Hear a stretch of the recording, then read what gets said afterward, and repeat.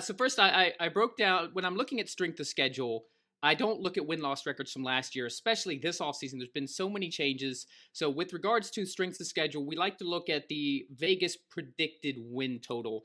So Right. according to that, the Seahawks have the 11th toughest schedule of the entire NFL this year, which does not bode well based on those things we just talked about. I mean, you lost. Let's start with the elephant in the room. Russell Wilson, your Hall of Fame Super Bowl winning quarterback, is now in that AFC West playing for the Denver Broncos, and you're going to be rolling out either Geno Smith or Drew Lock. You lost Hall of Fame linebacker Bobby Wagner, who is also staying in the NFC West, going over to the Rams, and you didn't do a lot to kind of replenish that talent. And yet, as we mentioned, they're not acting like they're rebuilding. So I'm kind of curious, almost like a train wreck perspective, to see Yeah. exactly how they approach this season. But let's take a look at some of the things that stand out to me. First, I want to talk about trap games. And this is going to be a funny sounding thing, but I'm looking at the Lions on the road in week 4. So Detroit is a team that could surprise people this season. I'm actually a believer in Dan Campbell. Oh, I think that he does a good job of motivating those players. He's very much a player's coach. And here's a nice stat for you. They actually lost 7 one-score games in 2021. 7 games where they were within one score. They were on the losing side of that. Typically, when you're looking at precedents and NFL records, that's something that comes down to a lot of misfortune. A ball bounces the wrong way. Guy doesn't yeah. quite catch the ball. It's not as much talent related. Those tend to go up and down no matter what team you are from year to year. So I And the expect some of those. 49ers have been on the losing end of that with the Seahawks for a decade. Right. So I think the Russell Wilson effect might play a little bit into that. And that's where the true superstars come in. Like, they can give you an extra handful of points, and that might not seem like a lot. But when you're losing a game by 2 or 3 points, a handful of points can literally be the difference between winning and losing. So Right. the point being, I think that at this point, the Seahawks could very well be 0-3. Most likely they'll be 1-2. I have them drop in the Yes. Broncos and Niners, and let's be generous. Let's say they pull out against a team in Atlanta who is rebuilding and understands that they've got a lot ahead of them, and then they're traveling to Detroit against a team that I think they're up and coming. I like. I don't think Jamison Williams will be ready by that point, but Amon-Ra St. Brown. And as I mentioned, that's a very well coached team on the Man, road. I could see Brian, this. I'm looking at this and I'm with you.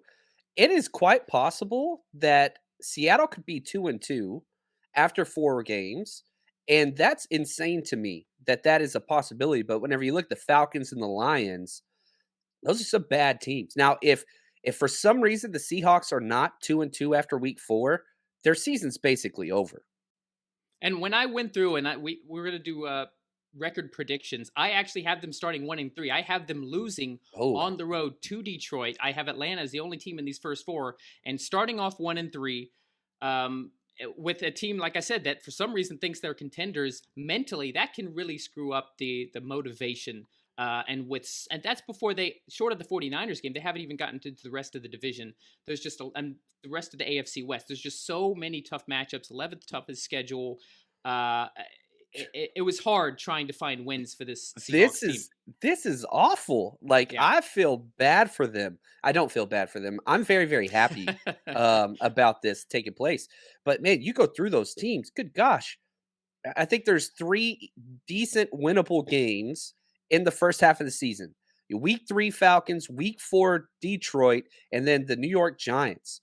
And like, that's it. I think they lose all the other games. Now, I could be wrong, and every single year some team kind of surprises. Who knows? You got the Maybe. Jets at home. We don't I mean, hey, look, they won the draft, but winning the draft doesn't mean anything come September. So I mean, if we're scrounging for wins here, at home against the Jets in Week 17 on January 1st, maybe give it to them. The Panthers at home. I'm actually not confident in Carolina at all this year. I think this was Matt Rule's last Yeah, season. same. So I think that could be a win, but forget the entire AFC West. If the Raiders are at the bottom and we're talking about them being a playoff contender, you got to face the Chargers. Brandon Staley's second year, Justin Herbert going into his third, and all the defensive additions they made. You've obviously got the Chiefs. Even without Tyreek Hill, they're still the Chiefs. They've still got Patrick Mahomes. They still got Travis Kelce. Yeah. And they got Andy Reid calling that offense. You've got the division games, the Super Bowl champs, the Niners, who, were very close to making it to the Super Bowl. I've got them in the playoffs again this year. And the Cardinals, who made the playoffs last year. Like you said, like maybe the Saints. If the Saints are they're another team that maybe is higher on themselves than I think they should be, but I'm with you still a good there. defense. So yeah, it's you have to really scrounge wins together for the Seahawks team this It's year. ugly. It's ugly. All right, Brian, here it is. I want to hear your prediction, your score predict or your win-loss prediction. I'll give mine next, but you crushed it, man. That was awesome. I love the breakdown. It's brutal, man. So what do you have them finishing with? So I tried to be generous. I wouldn't be surprised if they're below this, but I have them finish 4-13. Oh, I think the victories I did have them beating the Falcons, the Giants, the Panthers, and the Jets. So as I mentioned, I have them losing to Detroit on the road. I think that's their trap game. And I mean, just to reiterate, no Russell Wilson. Forget the rest. Even if they lost, yeah. if they kept everyone They else, were no Russell bad Wilson. with Russell Wilson. Yes, they had a very bad season with Russell Wilson. Now you lose quarterback is cannot be overstated how important that position is. Niners fans understand that. You're one Jimmy Garoppolo overthrown pass away from being Super Bowl champion. So you lose a guy Watch like it, Russell Brian. Wilson. Watch it, Brian. I'm just hey, that's in the No, you're right. past. I'm not here to Yeah. antagonize. But not only that, but they didn't draft a quarterback and they haven't signed a free agent quarterback. So you're looking at either Geno Smith, who has been in the league for way more than enough years Yeah. for us to realize he's not the answer. And then Drew Lock, who I've never been a fan of, who flamed out in Denver as one of your two options. So yeah, they Yeah. could still trade for Baker, but I don't really see that happening. I think he might land up in Carolina.